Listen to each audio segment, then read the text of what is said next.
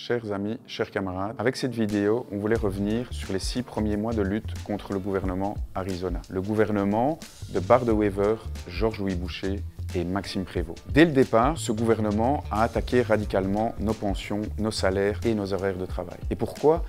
Pour financer leur projet de militarisation de la société et aussi pour financer des nouveaux cadeaux aux ultra-riches. Mais dès le départ, ce gouvernement Arizona a fait face à une résistance d'une très grande ampleur. Cette vidéo est une invitation à continuer à discuter autour de vous, avec votre famille, avec vos amis, avec vos collègues, sur les mesures que le gouvernement a prises, mais aussi sur comment nous allons construire un large mouvement qui sera capable d'arrêter ce gouvernement Arizona. Avec une première date pour la rentrée sociale, le 14 octobre prochain. Notez-la déjà bien dans votre agenda. Regardez cette vidéo, partagez cette vidéo et surtout commentez cette vidéo parce que votre avis nous intéresse. Votre avis est essentiel pour pouvoir renforcer la résistance sociale. Nous étions encore 35 000 à manifester dans les rues de Bruxelles juste avant les vacances contre le gouvernement Arizona. Nous venions des 4 coins de la Belgique et de tous les secteurs, du secteur public et du secteur privé, de la chimie et du métal, du commerce et du nettoyage, de la santé et de l'enseignement. Mais on était aussi dans cette manifestation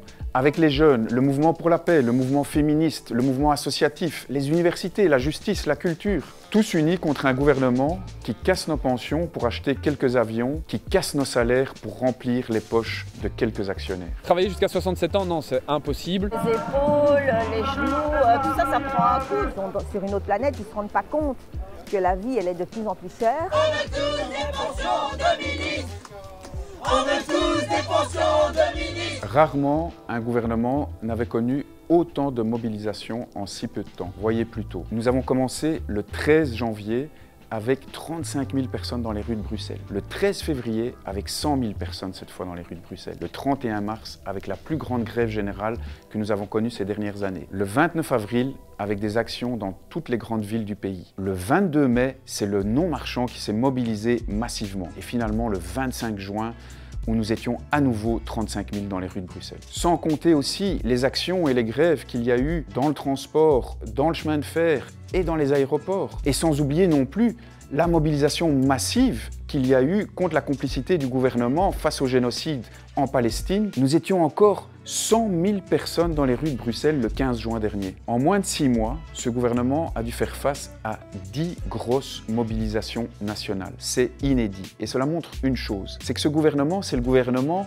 du blabla. C'est un gouvernement qui ne nous représente pas. C'est le gouvernement de la militarisation et de la guerre. C'est le gouvernement des ultra-riches. Et ce n'est certainement pas notre gouvernement. Ce n'est pas le gouvernement de celles et ceux qui font tourner le pays. En même temps, nous avons aussi été interpellés par des travailleurs, des travailleuses, des syndicalistes qui nous disaient « Mais comment ça se fait que nous ne sommes pas 400 000 dans la rue contre ce gouvernement Arizona ?» Ou encore d'autres qui nous disaient « On a du mal à convaincre les collègues. » Eh oui, c'est pas toujours évident. Les mesures et la gravité des mesures ne sont pas toujours bien connues. Et l'enfumage de Georges-Louis Boucher ou de Maxime Prévost ajoute à la confusion. Et quand on a déjà du mal à joindre les deux bouts, parfois on se demande est-ce que ça vaut la peine de venir manifester si on n'est pas sûr que les choses vont changer? Mais on l'a vu aussi. Quand on explique la gravité des mesures à nos amis, à nos collègues, la colère grandit. Et avec elle, la détermination à se mobiliser, à bouger et à résister. Alors vous l'aurez compris, dans les semaines et les mois qui viennent, nous allons répéter et répéter la réalité des plans du gouvernement. Ce gouvernement veut nous imposer un malus pour nous empêcher de prendre notre pension anticipée et nous obliger à travailler jusque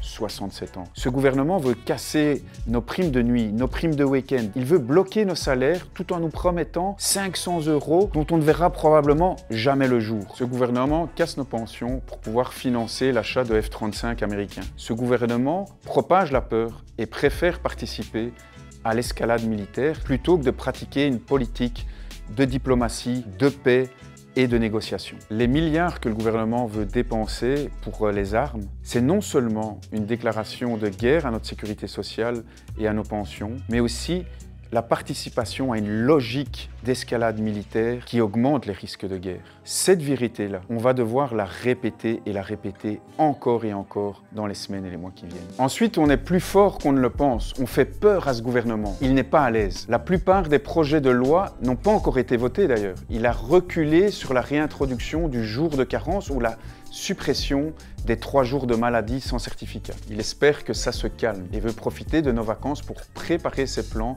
dans notre dos et les faire voter après le 14 octobre. Le gouvernement espère que ça se calme, mais ça ne se calme pas et ça ne se calmera pas. Et ça, c'est grâce à nos mobilisations, à notre détermination. Les syndicats et le monde associatif, d'ailleurs, nous donnent rendez-vous dès la rentrée pour être le plus nombreux possible, plus de 100 000 personnes le 14 octobre prochain. Nous allons répondre largement à leur appel. Et si vous n'êtes pas encore descendu dans la rue, ce sera le jour de le faire. S'arrêter de travailler et venir manifester en nombre. C'est le moment de construire et d'unir toutes nos forces pour construire ensemble la plus grande mobilisation possible, pour faire reculer le gouvernement Arizona, pour empêcher le malus pension, pour empêcher qu'on nous vole nos primes de nuit et de week-end, pour empêcher qu'on détruise notre sécurité sociale, qu'on sacrifie tout pour acheter des armes qui ne nous amèneront pas la paix, pour imposer enfin des sanctions et arrêter le génocide contre le peuple palestinien. Le 14 octobre, on peut peser fort. Emmenons nos collègues, nos amis,